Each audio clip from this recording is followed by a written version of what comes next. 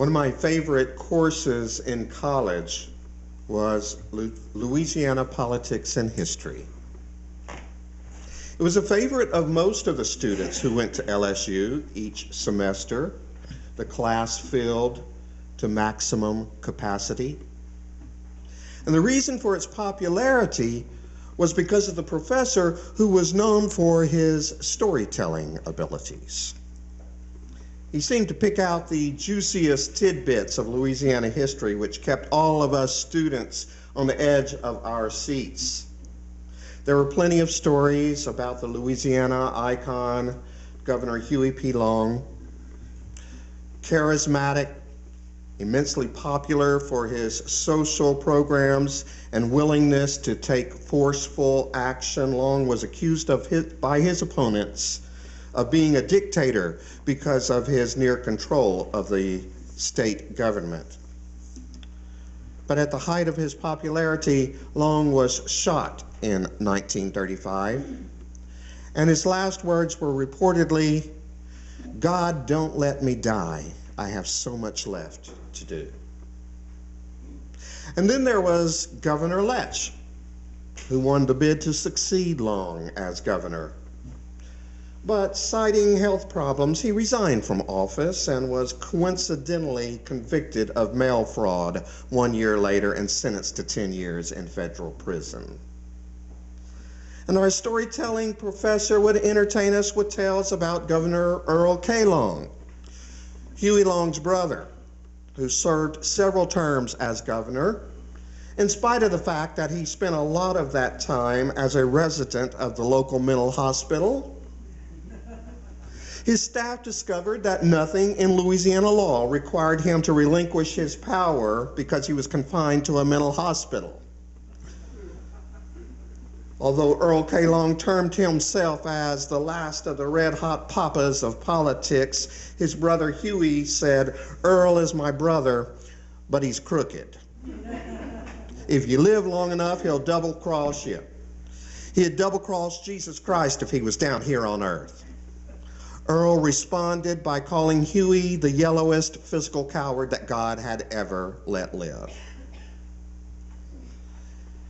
Yes, combine the hot and spicy history of Louisiana politics with a gifted storyteller like our professor, and you had a recipe for a filled to maximum capacity class each semester. But there was one small problem.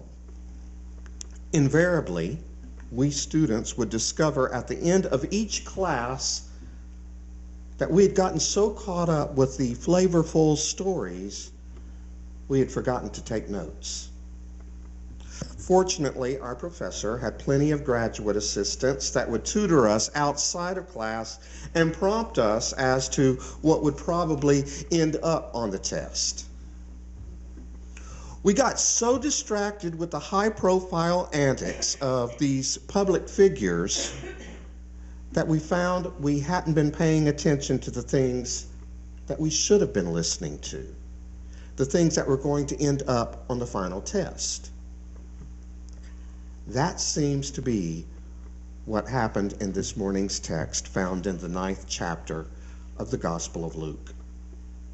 Our text opens up with Professor Jesus on the top of a mountain, surrounded by his adoring students, Peter, James, and John. And they are overwhelmed by a supernatural event in which Jesus appears to be dressed in dazzling clothes and talking to the long-dead figures of Moses and Elijah. And after it's all over with, after class is finished, Peter starts to jabber about the event. And that's when a cloud overshadows them with a voice that describes Jesus as God's own beloved child, and as if to point out that the students hadn't been taking notes, the voice reminds them that they need to start listening. This is my own child, the beloved. Listen to him.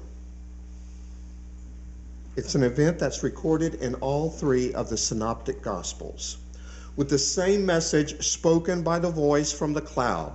Listen to him. seems to imply that they haven't been listening all along.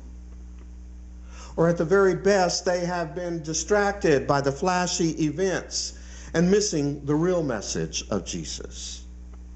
Maybe they were still trying to figure out how Jesus had managed to walk on water, or how he was able to feed 5,000 with just a couple of fish and a handful of bread.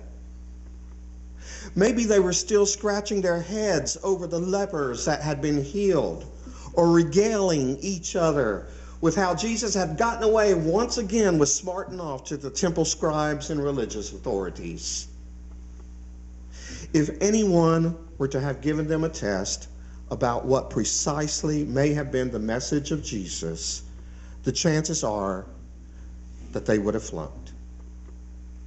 Like students of Louisiana politics and history, they could have told lots of entertaining anecdotes, but apparently they were missing the underlying message. And so this morning's heavenly voice tells them to start listening. Each gospel recording the command, followed by an exclamation point. Listen to him.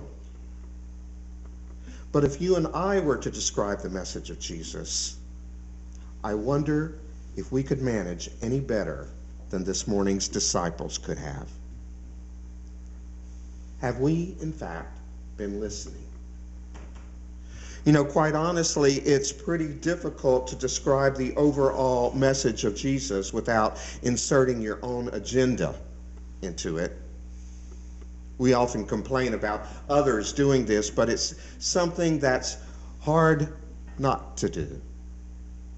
So in response to this morning's text, I decided to do some investigative work. And thanks to the assistance of online Bibles and high-speed internet, my work was shortened and made a lot easier than it would have been otherwise.